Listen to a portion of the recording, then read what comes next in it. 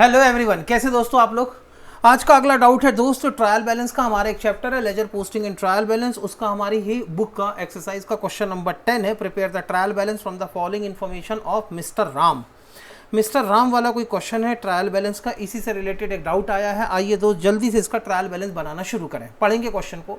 Salary account 5800, debenture, rent and taxes, furniture, printing, building. पहले मैं vertically पढ़ रहा हूँ।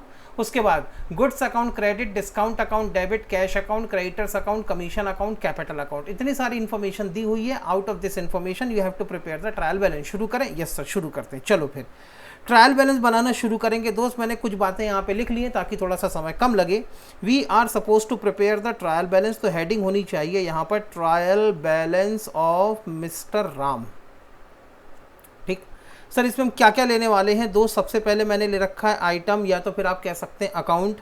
उसके बाद यहाँ पे लिखेंगे हम डेबिट बैलेंस और यहाँ पे लिखेंगे हम credit balance. Debit balance, credit balance अगर टोटल हो गया तो समझ जाएंगे हमारा ट्रायल बैलेंस एकदम टैली कर रहा है। सर बीच में 2 कॉलम, ये मैंने आपको समझाने के लिए, अंडरस्टैंडिंग के लिए छोड़ रखे। इसमें आप एग्जाम के अंदर आप ये 2 कॉलम नहीं बनाएंगे। शुरू करें? यस सर, चलते हैं। सबसे पहले बात करते हैं सैलरी 5800। बताओ सैलरी अकाउंट कौन सा अकाउंट है। सर सैलरी अकाउंट हमारे लिए एक्सपेंस का अकाउंट है। एक्सपेंस का अकाउंट है तो इसका सबसे पहली बार डेबिट बैलेंस होना चाहिए। डेबिट साइड में लिखेंगे 5800, क्रेडिट बैलेंस कुछ भी नहीं। अगला है दोस्त डिबेंचर अकाउंट 30,000 रुपीज़। कहाँ लिखूँ सर? डिबेंचर हमारी लाइबिलिटी होती है, लाइबिलिटी का क्रेडिट बैलेंस, इसको क्रेडिट में लिख दो। नहीं दोस्त नहीं, सुनो। असल में जब आप कहते हो डिबेंचर और आप कहते हो कि डिबेंचर लायबिलिटी है, तो क्यों लायबिलिटी है? क्योंकि आपने पढ़ रखा है दोस्त एक चैप्टर जिसका नाम था joint stock company. Joint stock company अपनी फंड की रिक्वायरमेंट को पूरा करने के लिए पब्लिक से जो पैसे उधार लेती है, पब्लिक से जो फंड उधार लेती है, इस उधार लेने का जो मैकेनिज्म है वो है डिबेंचर।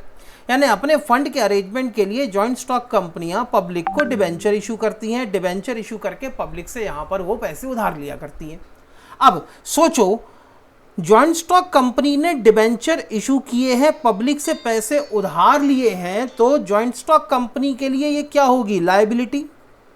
लेकिन सोचो, पब्लिक के जिन लोगों ने इन डिबेंचर्स को सब्सक्राइब किया है, कंपनी को जो पैसे इन्होंने उधार दिए हैं, उस पब्लिक के लिए ये एसेट है कि लायबिलिटी?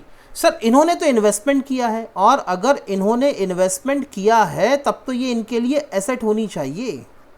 अब सवाल ये है कि आप trial balance joint stock company का बना रहे हो या ट्रायल बैलेंस उस एंटिटी का बना रहे हो जिस एंटिटी ने डिबेंचर खरीद के उसके अंदर इन्वेस्टमेंट किया है। तो सर पता कैसे चलेगा? ये देखो मैं बताता हूं।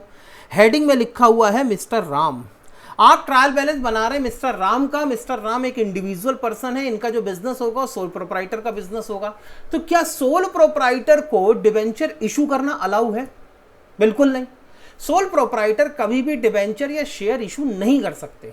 और अगर फिर भी उनके बैलेंसेस में डिबेंचर्स दिख रहे हैं तो इसका मतलब ये है कि भाई इन्होंने किसी कंपनी के डिबेंचर्स के अंदर अपना सरप्लस फंड इन्वेस्ट किया होगा, इसीलिए ये मिस्टर राम के लिए इन्वेस्टमेंट है। और क्योंकि ये मिस्टर राम के लिए इन्वेस्टमेंट है तो ये मिस्टर राम के लिए बन जाएगी एसेट।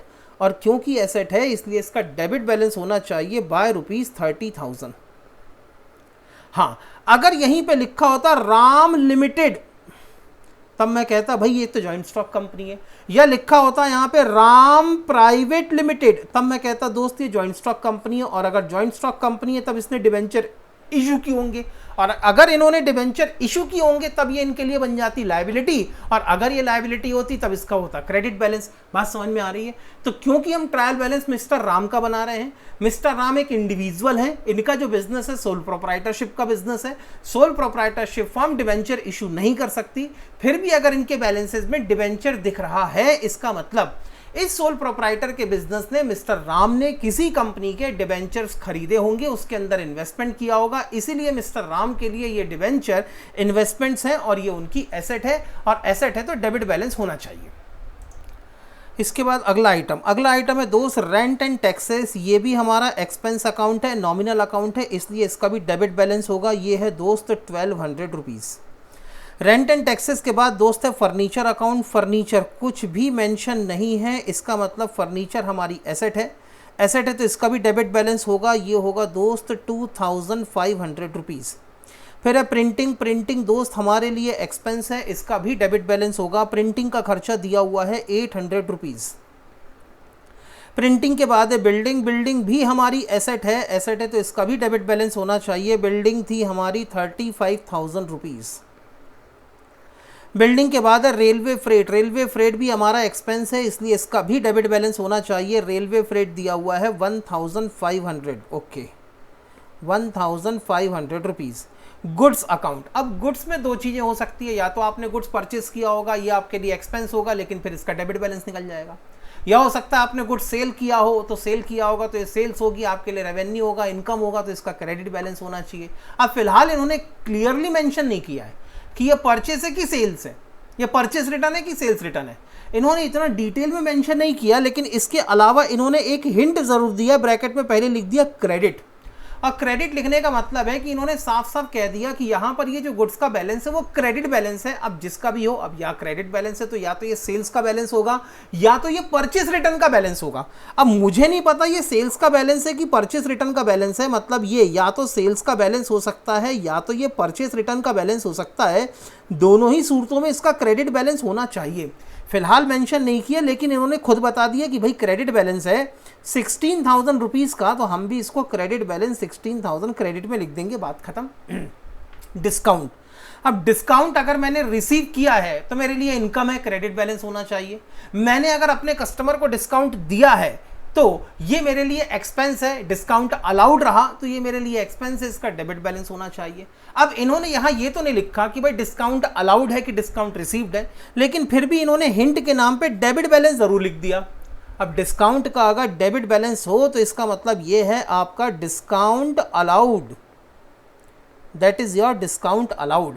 और अगर डिस्काउंट अलाउड है तो ये आपका डेबिट बैलेंस होगा, क्वेश्चन में मेंशन भी कर रखा है डेबिट बैलेंस, तो डेबिट साइड में लिखेंगे 2200। आगे चलते हैं कैश, कैश का, कैश आपकी दोस्त एसेट है तो इसका डेबिट बैलेंस ही होगा, कैश अकाउंट है आपका 26,000, डेबिट साइड में लिखेंगे 26,000। क्रेडिटर्स, क्रेडिटर्स दोस्त हमारी लायबिलिटी है और अगर लायबिलिटी है तो इसका भी क्रेडिट बैलेंस होना चाहिए ₹40,000, क्रेडिटर्स का credit balance 40,000 rupees. Commission, commission दोस्त दो अलग अलग तरीके का हो सकता है। देखो कमीशन, अगर मैं अपना गुड्स एंड सर्विसेज बेचने के लिए कमीशन दे रहा हूँ या अगर मैं रॉ मटेरियल खरीदने के लिए कमीशन पे कर रहा हूँ तो ये होगा दोस्त कमीशन पेड, और अगर कमीशन पेड है तो ये मेरे लिए होगा दोस्त एक्सपेंस, और अगर ये एक्सपेंस है तो इसका होना चाहिए डेबिट बैलेंस। लेकिन ये भी तो हो सकता है कि मैं किसी का कमीशन लेके सामान बेच रहा हूँ, मैं कमीशन का काम कर रहा हूँ, जैसे आपने देखा होगा कंसाइनमेंट के अंदर कंसाइनर का सामान कमीशन कमाने के लिए बेचता है, तो हो सकता है कि यहाँ पर मैं कमीशन रिसीव करूँ और अगर मुझे कमीशन मिल रहा है तब ये होगी मेरे लिए दोस्त इनकम, और अगर ये इनकम हुआ तो फिर इसका होना चाहिए क्रेडिट बैलेंस। अब बताओ मैं क्या करूं?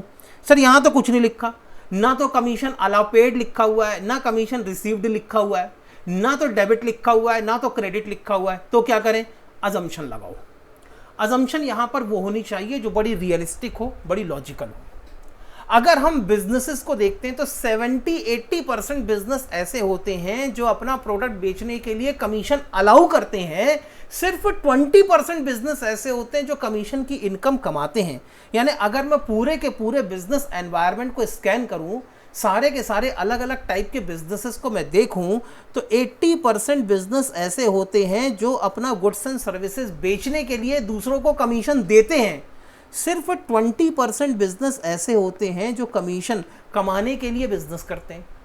तो दोस्त मेरी अजम्पशन किसके साथ जाएगी? पॉपुलेशन के साथ जाएगी, और पॉपुलेशन कहती है 80% बिजनेस तो कमीशन दे रहे हैं, तो ये जो मिस्टर राम का बिजनेस होगा ये भी कमीशन पे ही कर रहा होगा, ऐसा मैं मान सकता हूं। तो यहाँ ये मेरी अजम्पशन है कि ये जो कमीशन है ये है कमीशन पेड, और कमीशन पेड है इसलिए मैं इसको मानूंगा एक्सपेंस। भूले नहीं दोस्त, यहाँ पर क्वेश्चन के अंदर कुछ नहीं लिखा हुआ है, ये मैंने अज्यूम किया है, दैट इज माई अजम्पशन। आगे चलूँ? Yes sir. कितने का कमीशन था? सर कमीशन है यहाँ पर 1000 रुपीज़ का, तो 1000 कमीशन पे किया होगा, मेरा एक्सपेंस है, इसीलिए इसका डेबिट बैलेंस होना चाहिए। कैपिटल, कैपिटल दोस्त कैपिटल ही होती है, इसकी कोई बाइफर्केशन नहीं होती, इसका क्रेडिट बैलेंस होना चाहिए। कैपिटल है दोस्त 50,000 रुपीज़ की। लो, सारी इन्फॉर्मेशन हमने ट्रांसफ़र कर दी। अब चेक करना हमारा ट्रायल बैलेंस टैली होता है या नहीं होता। आओ चेक करें। पहले डेबिट का टोटल करेंगे, 5,800 plus 30,000 plus 1,200 plus 2,500 plus 800 plus 35,000 plus 1,500 plus 2,200 plus 26,000 plus 1,000 is equal to 1,06,000। फिलहाल दोस्त मेरे डेबिट का टोटल हो रहा है 1,06,000 रुपीज़। आओ क्रेडिट का टोटल देखें, 16,000 plus 40,000 plus 50,000 is equal to 1,06,000 rupees. ये लो दोस्त, यहाँ मेरा ट्रायल बैलेंस टोटल हो गया। अगर आपको कहीं डाउट आया होगा या आपसे कोई गलती हुई होगी तो या तो वो डिबेंचर के केस में गलती हुई होगी, इंटरप्रिटेशन का मामला है, और या तो आपसे यहाँ पर कमीशन के मामले में गलती हुई होगी। दो के अलावा कोई तीसरी जगह है ही नहीं जो इस क्वेश्चन में आपसे गलती करवा सके। इतना clear? Yes sir. So that was your question. ठीक, आगे देखते हैं, और कोई डाउट का क्वेश्चन होगा तो और कुछ देखेंगे।